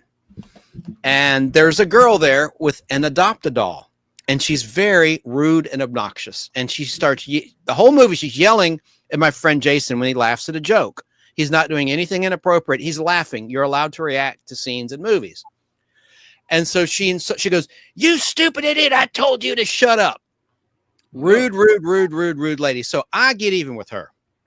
Here's what I do. I go to the bathroom with my Coca-Cola in a wax cup. I pour out the Coke. I pee in that cup. Now, don't worry. I don't put it on her. But when I get back to the seat, the movie's about to end. I said, "Jason, get ready to run when I say run." He goes, "Okay." And I said, "If she does it again, she's going to get hers, or the doll rather is going to get hers." And I'd already peed in the cup. It's so bad. But I was 10. Boys would be boys. Yeah. And she did it again. She goes, "I told you, shut up." And then I go, "Jason, run." And then I pour the urine on the doll, and she goes, "What the?" And as we're running out here, I go, "Oh no!" And then we run out back, and our parents pick us up. We never got caught or anything. But that's terrible? I mean, but you had to have been there. I mean, I am not exaggerating. She was so rude. That's that story about, and that movie is actually pretty funny, if I remember correctly. Would you not back me up, Dan, that Under the Rainbow is kind of funny? I love Under the Rainbow. It's one of my favorite movies ever. Billy Barty. It's one of Chevy Chase's best movies. But the little people in that movie, still that movie. I told you should check that out because they steal the movie. It's just so funny. It hurts. It's so funny. Do you remember the scene with the dog, the poodle? That cracked me up. Where, all right, there's a scene where there's an annoying dog. Okay. And I love dogs. It's just a scene. Nothing happened to the dog. But, there's like a little chew toy and it squeaks. It goes, meep, meep, meep, meep, meep, meep. And I think Chevy Chase's character throws the chew to get rid of the dog, throws the chew toy out the window. And the poodle jumps out the window and you hear it go, wee, squeak to its doom. You don't see it. I mean, I love dogs, but that's a funny little moment in that movie. And then quick, but to Damon's point about seeing Star Wars, I was traumatized seeing Empire Strikes Back for the first time when Luke got his hand chopped off by Darth Vader. Yeah. Spoiler alert. And I have a film print of the Empire Strikes Back anamorphic. Oh, wow. This is reel to reel. And my film, this print breaks right when Han Solo is about to be frozen into the carbonite. Mm-hmm. When the line is, is the improvised line by Harrison Ford where Princess Leia says, "I love you." And Harrison Ford, Han Solo, I know. And then right when the music kicks in, the film broke. I spliced it. It's been repaired professionally by my friend Al Hardy. But anyway, it's on 3 reels. It's the Empire Strikes Back in scope. And it's the original version, so it's not the special edition. But that was traumatizing, seeing Luke Skywalker get his hand chopped off as like an 8-year-old. I was like, oh, my God. And another quick memory, seeing Temple of Doom in the theater. I had a retainer. And I took my retainer out and put it on a napkin under my seat so I could eat popcorn, and I left it behind. I got so much trouble because those were expensive back then. Retainers. And it was the second time I'd lost my retainer. One other time was on a road trip at a campground. I left it behind, and we're like a whole state away. Couldn't turn around and go get it. And then, my first R-rated movie, my grandpa, when I was like 7 or 8, says, "Let's go to the movies, Chance." I said, okay. He takes me to see The Jerk. Starring Steve Martin. I was born a poor blank child. Anyway, and just it's an inappropriate movie for a kid, but I was laughing my butt off, and I was of course a little embarrassed. But The Jerk was the first movie I saw R-rated with grandpa, my dad's dad, and then seeing Return of the Jedi. That was the first time I teared up in a movie. Just when the opening credits rolled, like me and my friend Larry Hutchison, God rest his soul, we waited in line forever at the Roswell Cinema, Roswell, Georgia, to see Return of the Jedi in 1983 opening day. We get in there, we got good seats, and then right when the scroll starts, the opening scroll, I couldn't help it. I just teared up. I was just like, because I was so into Star Wars, and you had to wait 3 years. It's not like these days where you wait 1 year for part 2 of Wicked or whatever, or Endgame. You had to wait 3 whole years. And, in those years, as we're growing up, you guys know, Damon and Dan, a lot happens in 3 years. Yeah. When you're becoming a teenager. Go ahead. Back to the Future ended on that cliffhanger, like to be continued, and it was like 7 years until part 2 came out. Oh yeah, right. Roads, we don't need roads. Yeah, but at least part 2 and part 3 was 1 year apart. Right, because they filmed them at the same time. Correct. Yeah. Just like Superman the movie and Superman 2, as you know, Donner shot 75% of Superman 2 at the same time as Superman 1. Then he got the axe by the Sal Kynes and Pierre Spengler. Got fired for taking too much time and spending too much money. And I guess that's all I had. That's all I had. But no, if you want to, I talked about Return to Oz. Somebody mentioned The Wiz. You're talking about Under the Rainbow. I actually have a video on The Wizard of Oz coming out in about half an hour. Wow. Perfect. I saw another one that comes to mind real quick is I saw E.T. in theater not when it first came out, but when it was still in theaters when I think I was 4 years old. That's traumatizing. Yeah, well, that wasn't so much the traumatizing part. The traumatizing part was I ate too much popcorn and drank too much soda and ate too many. I don't remember if it was Raisinets or something else, but I got sick in the theater right there in the row. I've had that. That's like that story from the Goonies. And then everyone else was going, everybody else started being good. I'm not going to go into it, but I had this what I call the Predator experience one time, and it was really bad. Yeah. Oh, I think I covered that before, and I don't want to bring it up again. But I was remember, at a drive-in. We were watching. It was a double feature: Star Trek 2 and Star Trek 3, and Star Trek 3 was still new at this point. Like Star Trek 3 had just come out, so we get all the way through the end of Star Trek 2. We're on this like RV basically, and me and my brother are sitting on top of the RV. We're like laying down on top of the RV watching the movie, which was awesome. Very, very cool. But as soon as Star Trek 3 starts, it's got that like, you see the little tiny bit of Star Trek 2 and it's like getting bigger on the screen. My brother had done the same thing. He'd just eaten too much junk, and he throws up while laying on his stomach on top of the RV right over the vent.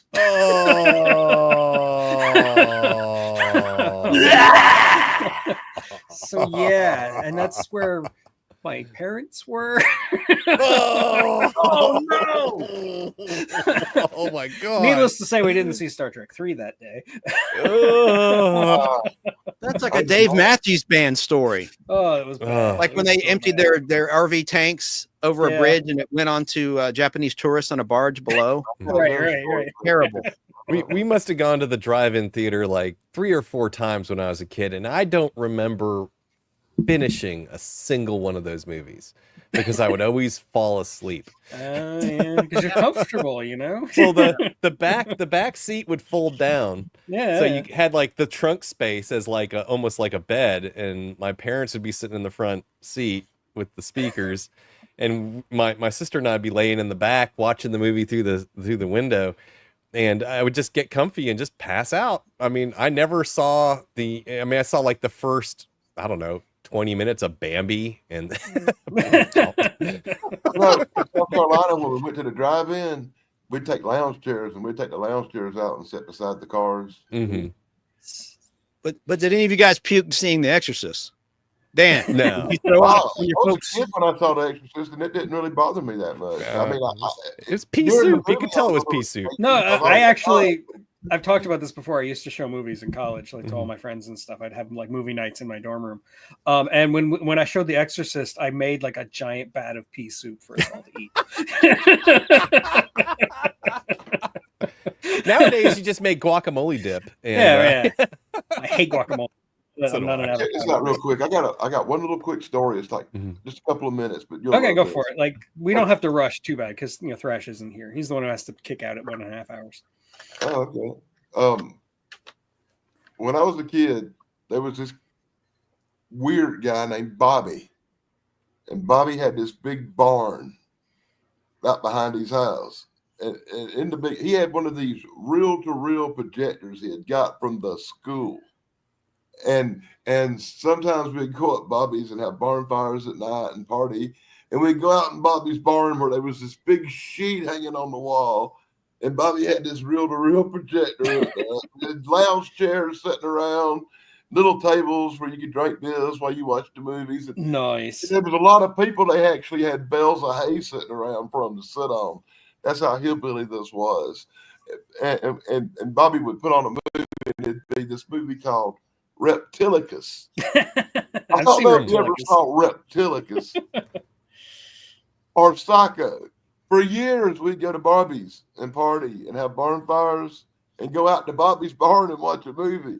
But it would always be Reptilicus or Psycho because it was the only 2 movies Bobby had. And he never got no more. It's one of them things you do. Very different. Fun time, regardless, sounds like. 15-year-olds, what you doing this week? We're going to go to Bobby's and watch Psycho. Hey, fellas, what did you think of the Star Wars special editions of the original trilogy? Yay or nay? With the changes? I didn't like the Han, of course, shooting last. Greedo shooting first. The one I forgive the most is Empire Strikes Back. I feel like a lot of the new stuff on Bespin is really good. Like, I approve of all of that. But for the most part, I think it's pointless. I think all the special edition stuff is pointless. I didn't like how they changed the voice of Vader. Instead of bring my shuttle, you hear the pain in his voice. Alert the Star Destroyer. Tell them to prepare for my arrival. That awkward line. It's like, why would you put that in? I love There's a lot of changes that are just. I love the first 3 Star Wars movies. I always will. Me too. Han Solo, Mhm. Harrison Ford, one of my favorite actors of all time. Yeah. But I have bootleg versions of the original. all I can versions. think about, I swear to God, for the next three, the one that makes my brain hurt is Jar Jar Binks. Oh yeah, you're not I alone swear, on that. that was the Mhm. second movie struck. Yeah. But so there's what, three different versions of the original trilogy. There was the original trilogy as edited, and then the updated one in the late 90s, I want to Yeah, say. it was the late 90s, early 2000s. Yeah, and then they've updated it again They to did. change the Emperor to Yes. to the same Ian actor as McDiarmid. Palpatine. Yeah. And Jabba too. Yeah. They improved Jabba. Yeah, The- yeah, the, and they did that actually in the late '90s version. They did the Jabba. They added Jabba to there was A New Hope, where he was in the Yeah. hangar when Han was coming back. That deleted On scene me that they had boogie. removed. January Yeah. '97. Correct. That's when That it was the aired. most horrible addition. That adding Jabba back in where he That wasn't was the just, worst of all yeah. of the editions. Yeah, instead of just having the fat man in the fur coat standing there talking to Right. him, they had the actual, But that was like a very bad CGI Yes. Jabba, when that you could tell that they had edited the movements of Han as he steps over his tail Yeah. and stuff. It just looked very jerky, very it was bad. Just overall, did a horrible job. They could have done so much better. You could tell that they like put the B team on fixing that one. Thanks, Rick Berman. Yeah. We only I got also- $100,000 to add this. That's all we're doing. That's all the money we got. I also really don't like Jedi Rocks from Return of the Jedi when they changed the song. Yeah, at Jabba's yeah. Palace. Oh, I know. I hated that. Oh. That was No, it's terrible. It was so much better as the original. It was Yeah. it was quick to the point, it made its point, and then they add all that, jabbering on, singing in tongues kind of thing there, and it's like Look at my face. anyway.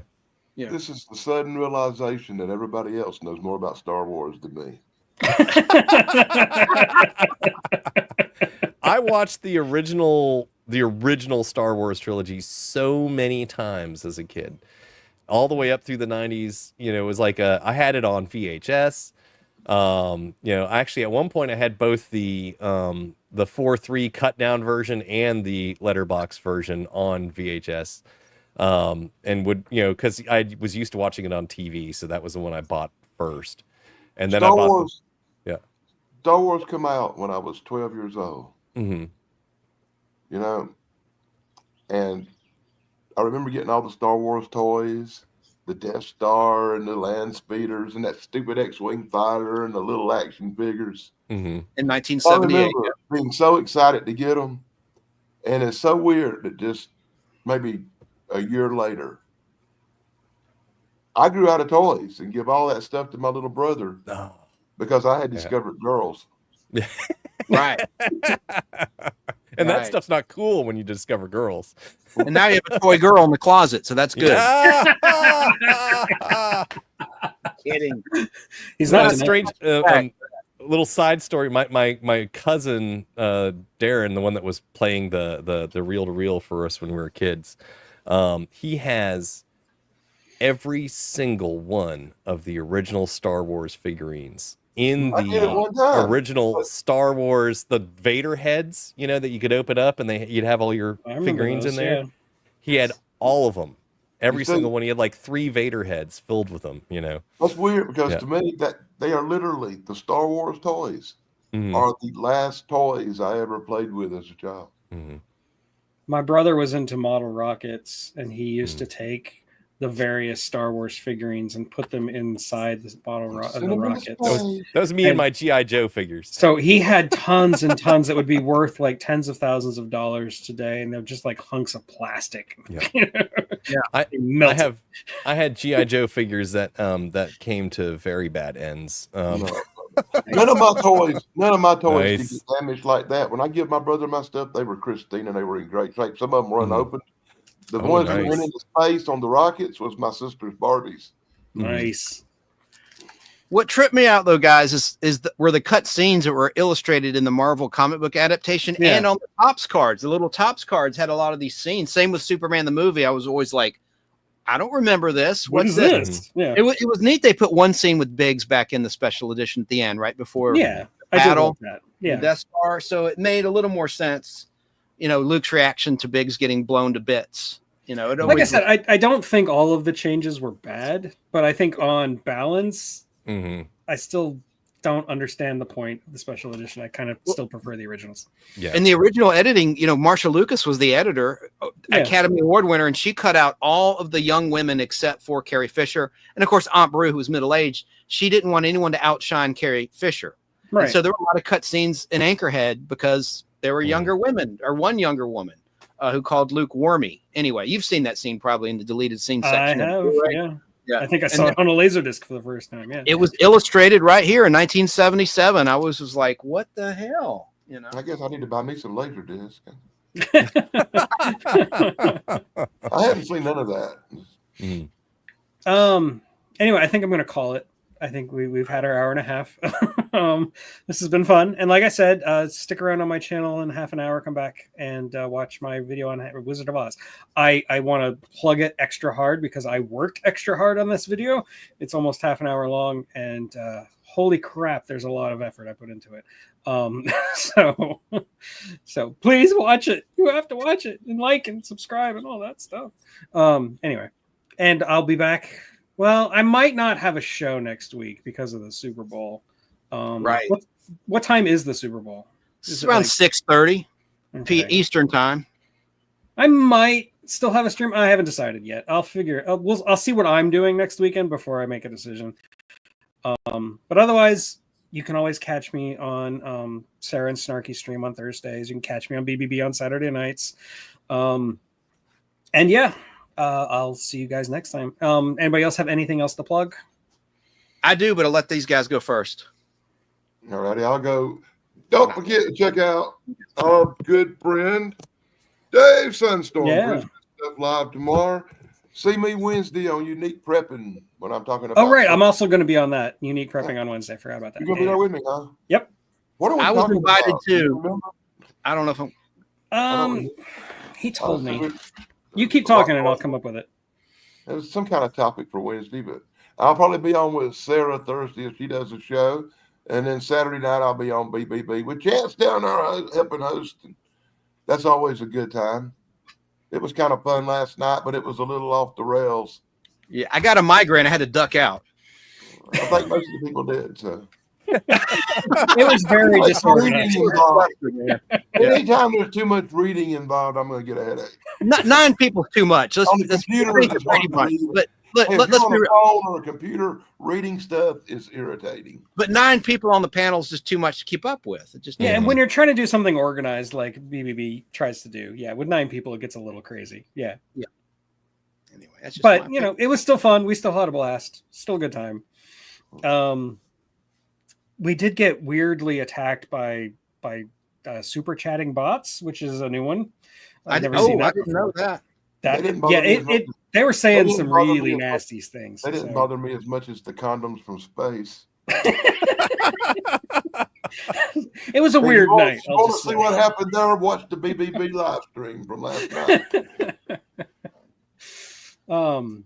What about Damon? What you got going on, man? Man, I don't do this whole online thing. He's a normie. He's not like us. I have a job, takes up a lot of time, kids, I mean, hobbies, things like that.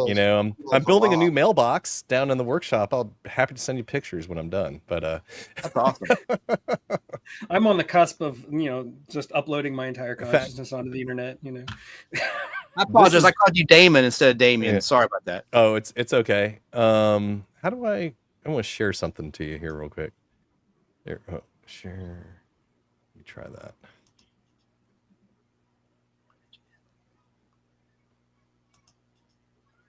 Where? I did it wrong.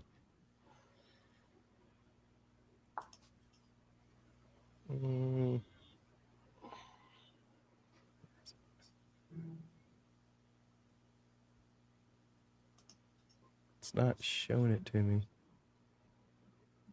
Oh, it's a real nice day in South Carolina. This is the mailbox I'm going to build. Ooh. Oh, cool. That's cool. It's nice and kind of I like half the modern base. looking. I like it. Well, my house is mid-century modern, so mid-century modern looking mailbox. So Yeah, that works. anyway, That's neat, man. Yeah, it's better than my like $30 plastic mailbox. So yeah. well, Did you I've make had the that. blueprint? I've had the $30 plastic mailbox for like years now, and it's time Right. to upgrade. So So there's no vandals in your neighborhood then that are knocking down mailboxes. Thank God. God, if we got there so are, much they of will that be here. shot. I have cameras, and I know where everyone lives. So, Yeah, luckily my house is like off the main road, but like all the houses that have Mhm. mailboxes on the main road, like they're replacing their mailboxes at least once every few oh months. geez. You got to have the Because brick. You know, yeah, I mean, and you're there's in a lot of high people, risk- or they'll Yeah. put rebar in the ground on Yeah. either side, so that Yeah. like Oh, you this- can't really hit it. Th- Yeah, This thing's gonna have 2 3/4 inch stainless steel all threads going 12 inches into the ground, tightened down to That'll like do. 100 Yeah. pounds of force. So you hit it with a car, you might, the mailbox might survive before your car. But I don't have to anyway. worry. I don't have to worry about that. I live so far out in the country. The only Mhm. person that goes down the road that don't live here is the mailman. or Bigfoot. I did get my mailbox We knocked don't over use the once, road. but it We wasn't. just It wasn't a wood. car. It wasn't a teenager. It was a freaking deer. Bigfoot tries to avoid the roads. He stay in the woods. So Mhm. No, road- yeah, true. we can't keep the deer out of the roads here. Yeah, plug it, Chance, do it. Friday night, I'm going to have the authors, the official biographer of Bob Crane, who was murdered in 1978, sadly. Going to have Carol M. Ford and Linda Groundwater. Linda's in Australia, Carol's in New Jersey. It's a big, thick book that they wrote. They spent years and years compiling information, trying to solve this mystery, and just to provide a nice biography of Bob Crane. And also in the Night Gallery Blu-ray, I think it's season 2. The cool thing is Carol M. Ford did the audio commentary for the Bob Crane Oh. episode of Night Gallery. So she's going to be my guest along with Linda on Friday night at 6:00 Eastern time. And then the Space Giants will return to my channel, which is a Japanese forerunner to the Transformers and the Power Rangers from 1966, 1967. It's about this alien trying to take over the Earth and Defender robot rockets trying to protect the Earth. And I'm going to pick up another 4 episodes in February. I'm going to cut back to 4 episodes a month until I run out of episodes. There's only 52, and I've put the first 32 episodes up of the Space Giants. And so that's all I got to say about that. My channel's the Nostalgic Pod Blast, and my other channel is Chance Acting Demo. That's all. Okay, cool. Awesome. And yeah, again, don't forget to like and subscribe. And subscribe to Dan. He's got like 1 million channels. And subscribe to Chance. I don't know if I have any wrenches in the audience who can drop links, but anyway, that's all for today. And like I said, I might not have a show next week, but if not, I will be back the week after that, of course, with a new topic. And I'm going to try to shuffle the panel around, see what I can do. If you have a show next week, I recommend football movies like The Longest Yard because There it's you Super go. Bowl Sunday. That's The pro- true. yeah, Like, the football movies program, could be or- fun. Yeah. I would talk about The Replacements. It's my The favorite. I'm only replacements. saying that Yeah. because I probably won't be on the show next week and y'all can talk about it. Ryan Song. Yeah. Brian song. That's a good one. Rudy. Well, y'all got it. Y'all got that Rudy. covered. Rudy. I hope everybody Patty enjoys it. Dufon, yeah. Yeah. Sean Aston. Well, now we don't have to. We just named them all, so we're good. What was that Sean like mentioned Saturday it Night before. Lights or By whatever? the way, if you expect me to be on the show where you're going to talk about football, I require days preparation time. That's some good No, ones. I'm not a football guy. I haven't watched football since Mean Joe Green played.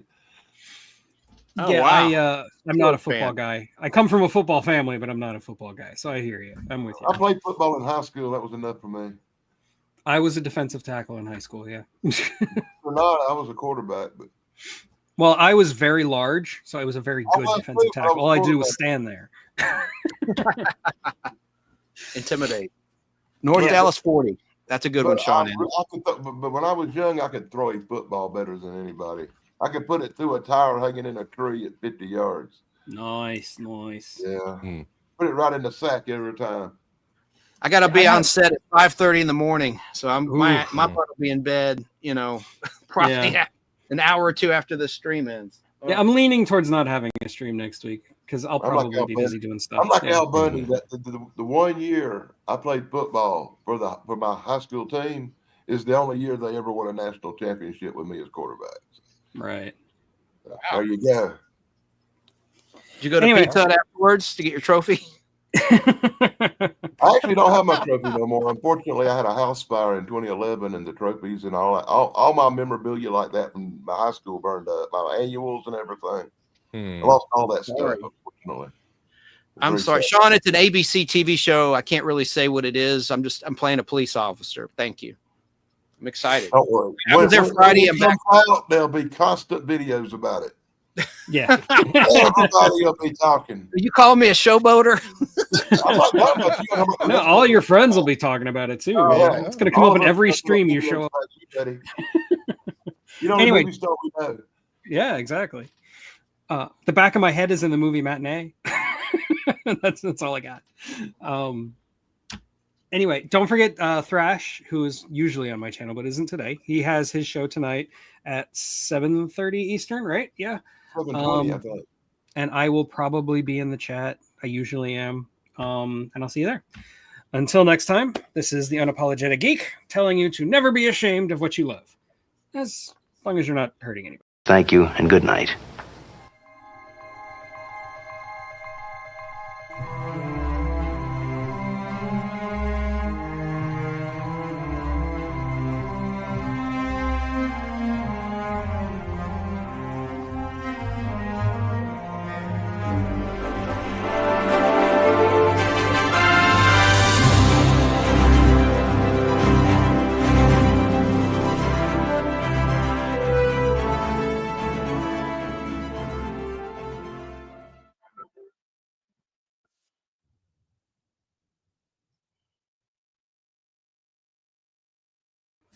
And we're